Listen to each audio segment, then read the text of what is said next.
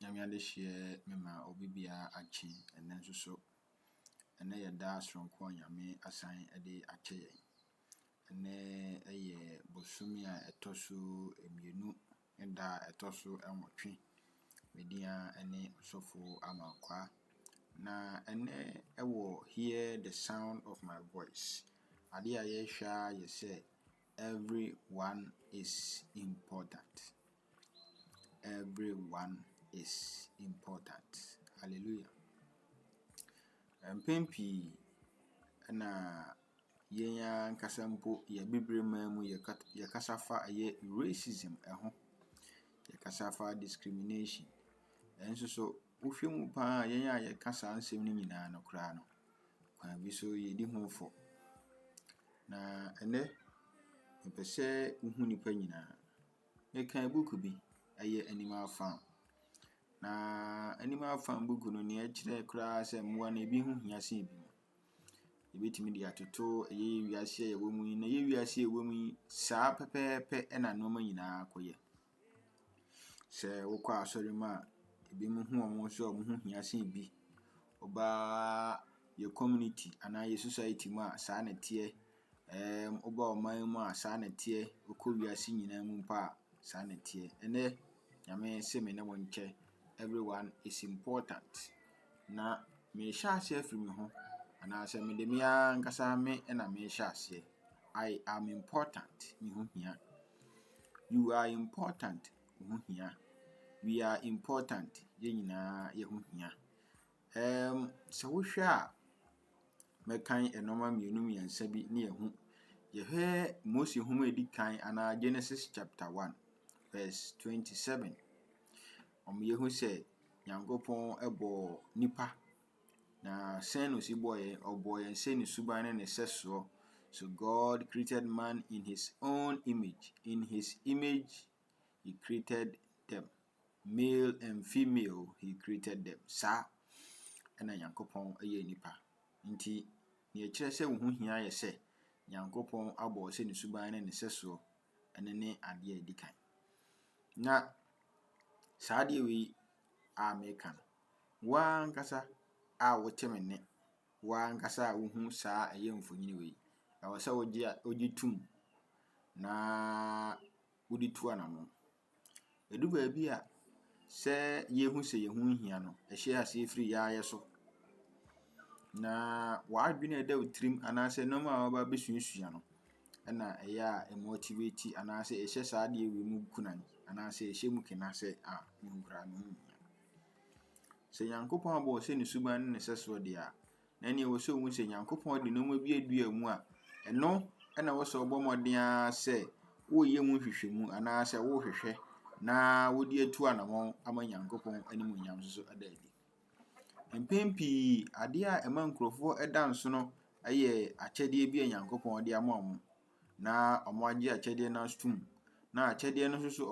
omotu ho anamon a ebo omo ama monye nsunsanso ewa abrabom ene omo ankasampo omo dada setinam nti wo so se ni Nyankopon abo se ni suban ne seso no ade sononku bi wo mu a ewo se wankasa wuhu na wo so usua ho ade anase we develop ma beduru ba bi se obi bia bete wonka na mifiwe so a ne wo so sante ase ne se wo hu ni Nyankopon de adua mu we develop ama obi ate wonka dia ene ewo se won so wote ase se obi a wo hia emu nipa bi mu abomfia wo moden a se obehu obi a se Nyankopon su ene ne ban so na ye hwe a eye enurachi ye nuanam tekifo torenche mesi wo ho a na me my Ghana me hwe eye social media ye concentration kese nyina begina abrante ba akopeso eye Christian achu na me dwene ho se ye hwemu pa de a ebewo Ghana fo bebre nsuso ewo ho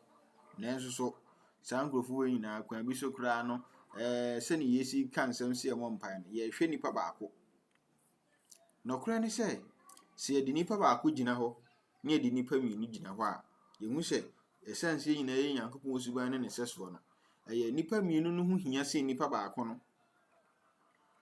enti ade bia ye hwe bia no ye nhwe ne se ye nhwe na krankran ne mu ye hwe ne holistically ye hwe nipa nyina eno ɛna adidi mu a ma saa mmere yi yɛn nyinaa ɛnɔma ɛnkɔ ɛyie ɛmfa ma yɛ. Nti wo na wahu akyɛdeɛ anaasɛ wonya nsunsuanso wɔ nipa so a wonya fame bi koraa no, ɛwɔ sɛ wote aseɛ sɛ wo nso so wofiri baabi ɛna wobɛduru baabi. Nti anidie ɛsɛ nyinaa ɛwɔ sɛ wode ma nipa nyinaa. Na yɛn nso so yɛn nyinaa sɛ ɔman anaasɛ yɛn nyinaa sɛ community anaasɛ abusua no, sɛ yɛ asɔre mu o, sɛ yɛ baabi biara yɛbɛhu yɛn ho as institution no, ɛwɔ sɛ yɛhu sɛ obi biara ho hia. Na sɛ yɛhu sɛ wei deɛ ne ho hia paa sɛ nipa nyinaa no, yɛyi afiri hɔ no. Na wei ɛna ɔhene David huuyɛ na wɔka nsɛm bi. Nti ɛwɔ sɛ yɛn nso so yɛtwe yɛn adwene si so na yɛhu sɛ ne nipa nyinaa nso so ɛho hia na yɛtwe yɛn adwene si saa deɛ no so. Sɛ wohwɛ Psalms 8 verse 4 to 6 a na David ebisa sɛ wɔn akura ne nipa a Onyankopɔn dwene ne ho sɛ wɔayɛ ne kɛseɛ anaasɛ wɔma ne kyɛn abɔfoɔ ketewa bi anaasɛ wɔma abɔfoɔ kyɛn ne ketewa bi ana ɔde ɔno ara nkasa n'animonyam ato ne so na wɔde nneɛma nyinaa hyɛ ne nsa. Hu sɛ asɛm oyi a David huuyɛ anaasɛ Nyankopɔn oyi na adi kyerɛ no no anaasɛ ɔdwontofoɔ no huuyɛ anaa Nyankopɔn oyi na adi kyerɛ no no. Hu sɛ wɔka fa nipa nyinaa ho, nyɛ nipa baako mmienu bi. Ne nti a wɔtumi huuyɛ na wɔka saa asɛm no yɛ sɛ yɛhɛ Genesis 1 verse 27 wɔ a Nyankopɔn ayɛ nsɛ ne suban ne ne sɛsoɔ. Nti n'animonyam no ɔde adura yɛn dada. Nyame animonyam ɛwɔ yɛn nyinaa yɛ so. Nti sɛ wohyia wɔ bi anaasɛ woni obi edi nsawɔso a ɛwɔ sɛ wohu sɛ nipa nyinaa ho hia. Nipa akɔ ɔhaw mu ne amanneɛm a yɛnyi nipa baako bi nsi nkyɛn na yɛntreat ne special. Yɛtreat nipa nyinaa special.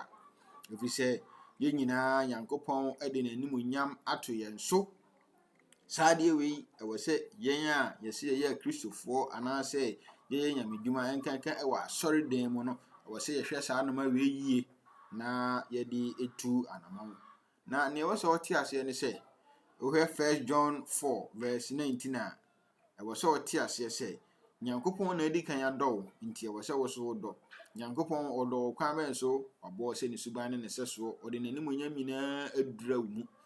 Nti wohu ne saa anaasɛ ɛda adi na amo ayɛ kɛseɛ na wo nsunsuansoɔ koraa ayɛ kɛseɛ a sɛ bi a wayɛ wo head of an institution, wayɛ wo head of a nation, wayɛ wo head of a community, wayɛ wo head of even the whole world a ɛwɔ sɛ wɔte aseɛ sɛ ɛyɛ Nyankopɔn dɔ ɛna ɛde waduru hɔnom saa. Ɛyɛ Nyankopɔn dɔ ɛne opportunities a ɔde maa wo. Nti ɛwɔ sɛ wohu nipa nyinaa na wotreat nipa nyinaa sɛ ɔmo nso so yɛ Nyankopɔn anaasɛ ɔmo nso so ho hia sɛnea wo nso so ho hia no.